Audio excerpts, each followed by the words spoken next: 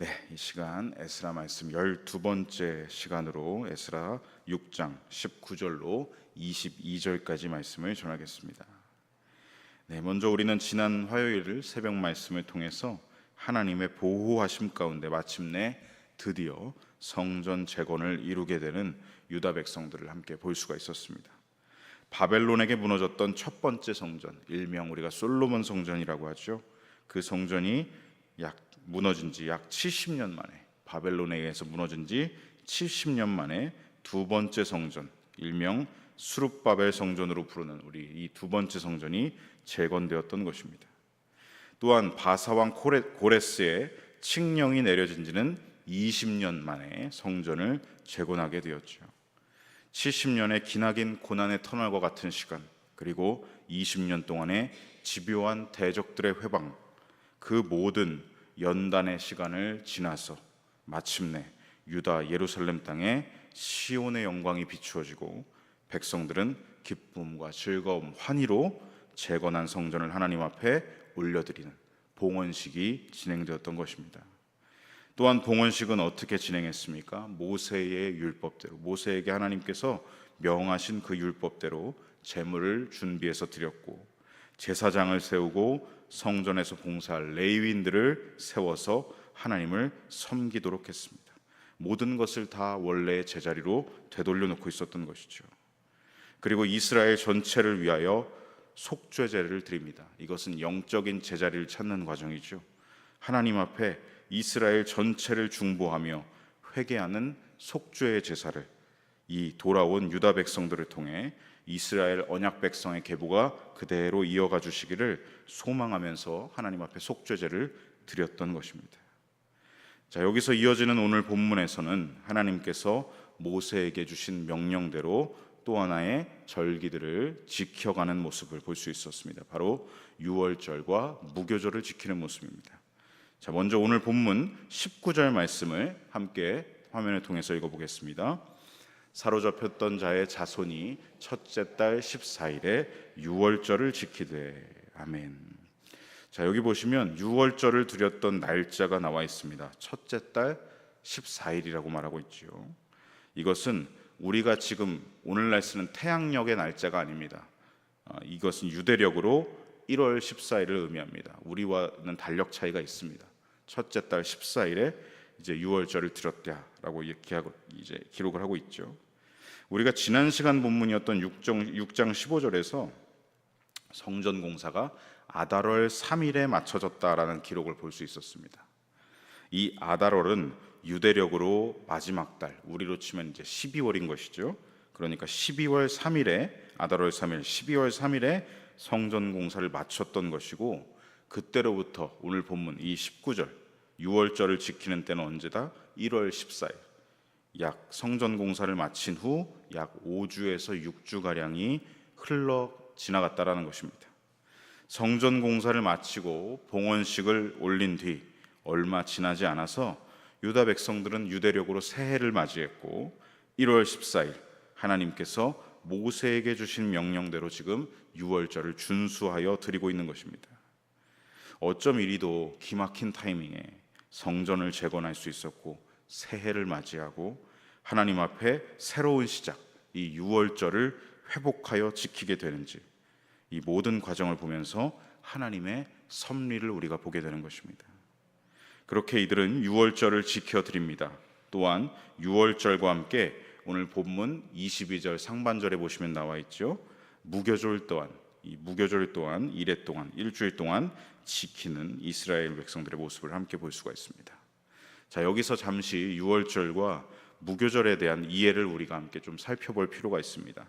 두 절기가 어떤 절기인지는 모두가 조금씩은 아시지만 정확하게 우리가 알아야 되겠죠. 어떤 절기인지를 잠시 살펴보겠습니다.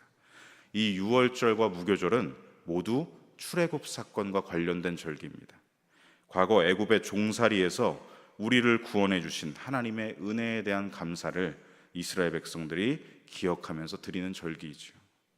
유월절은 유대력으로 1월 10일에 어린 양을 잡는 일로 시작해서 나흘 뒤인 14일 해질 때에 양고기를 가족들이 함께 나누어 먹음으로써 지키도록 규정된 날이 유월절이었습니다.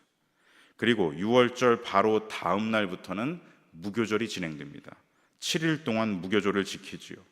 이 절기 동안에는 무교병을 먹었습니다. 무교병은 효소, 이 누룩이 들어가지 않아서 부풀지 않는 빵을 말하는 것입니다.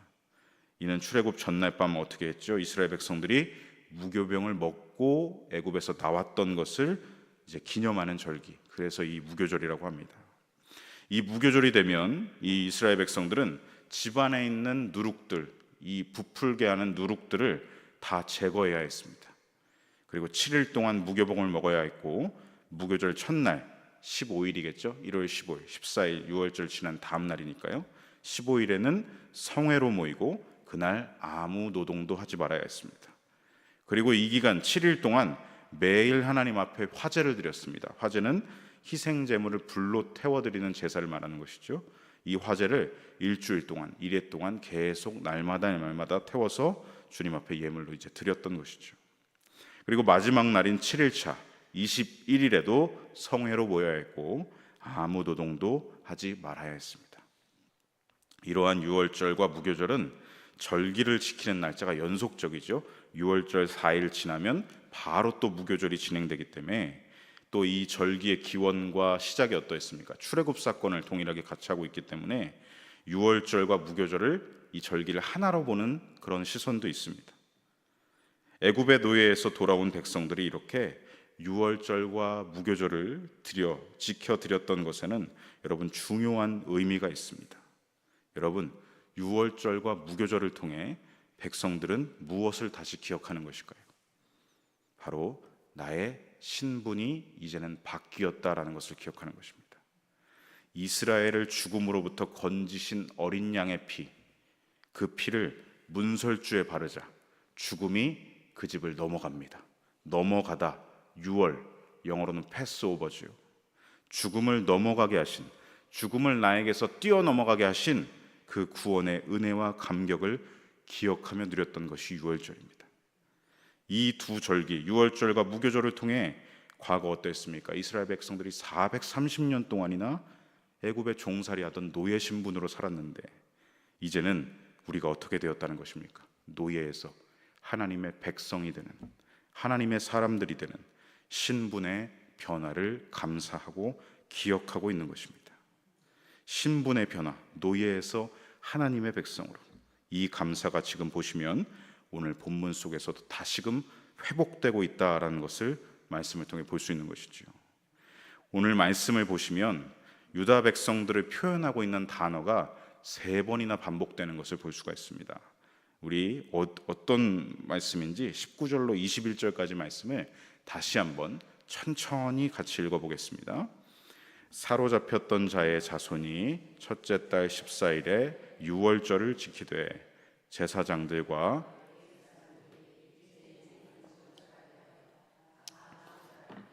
사로잡혔던 자들의 모든 자손과 자기 형제 제사장들과 자기를 위하여 유월절 양을 잡으니 사로잡혔다가 돌아온 이스라엘 자손과 자기 땅에 사는 이방 사람의 더러운 것으로부터 스스로를 구별한 모든 이스라엘 사람들에게 속하여 이스라엘의 하나님 여호와를 찾는 자들이 다 먹고. 아멘.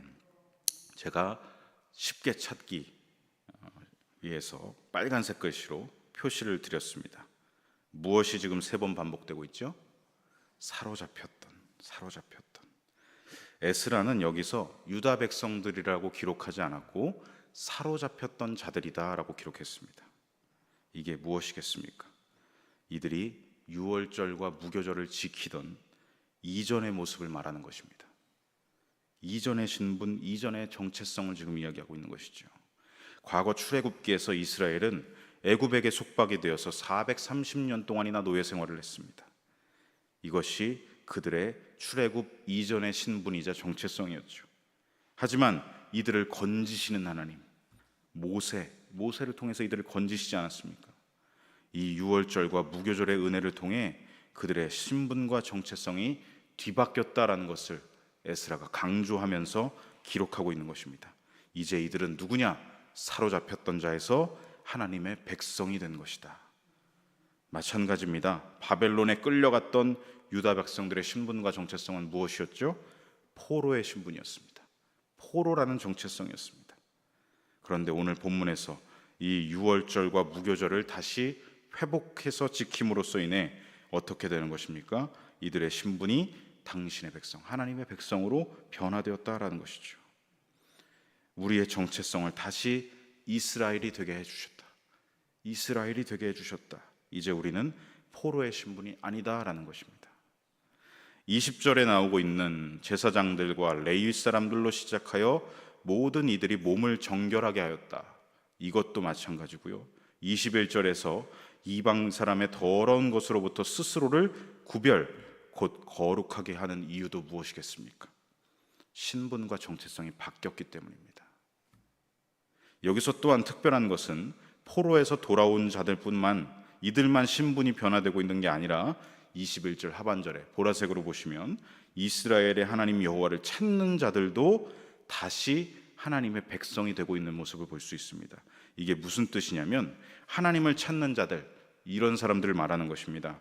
바벨론의 포로로 끌려가지 않은 백성들이 있겠죠.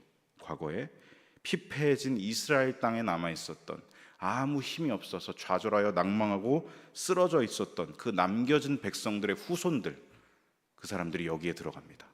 그리고 또한 이방 사람들과 어울려 살았던 이스라엘 백성들도 있습니다.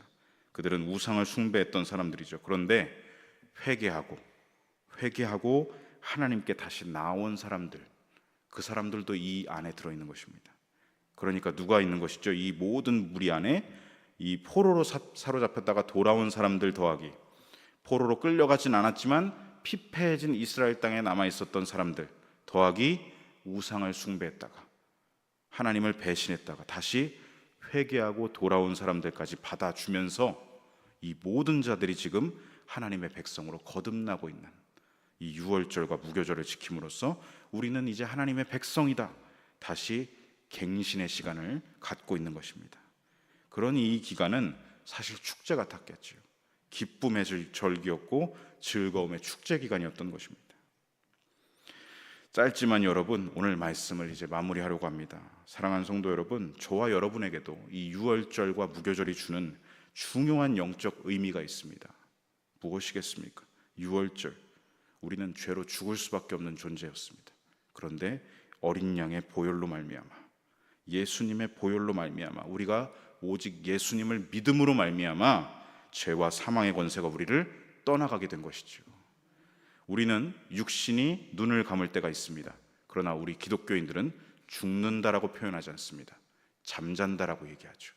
왜냐하면 주님이 오시는 날 우리는 어떻게 되죠?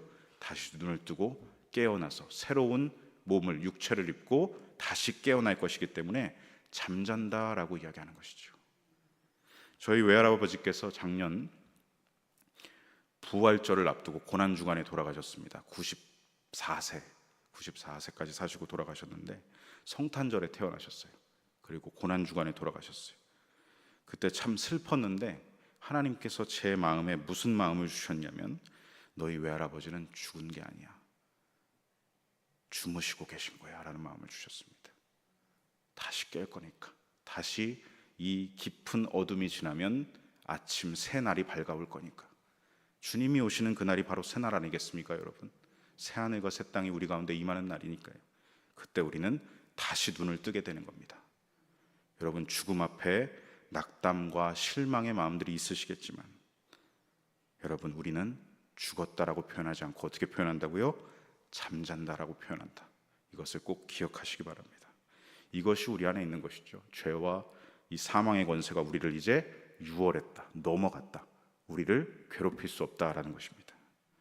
사단의 권세 아래에서 종노릇하던 우리를 해방하신, 그 어둠의 권세를 떠나가게 하신 주님, 주의 백성, 주의 자녀 삼으신 그 주님의 권세와 은혜가 이 유월절과 무교절에 담겨 있다는 것이죠. 여러분, 이 구약의 유월절과 무교절의 영적 의미는 누구로 인해 성취된 것입니까? 오직 예수님으로 인해 성취된 것입니다.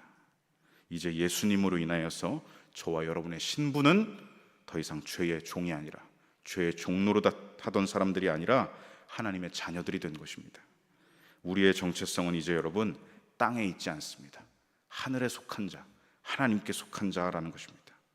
그리스도 예수님 안에 이제는 나는 새로운 피조물이 되어서 곧 새로운 삶을 살아가게 되는 것입니다. 그러므로 여러분, 날마다 예수님 안에 내가 있다는 것을 감사하시고 주님만이 나를 새롭게 하신다는 것을 기억하시고 이 구원의 즐거움과 변화된 신분의 기쁨을 누리시길 바랍니다. 하나님의 자녀, 이 거룩함이 곧 진정한 행복이라는 것을 날마다 기억하고 우리 마음에 새기며 살아가시는 저와 여러분 되시기를 간절히 소망하고 축복합니다. 아멘. 기도하시겠습니다.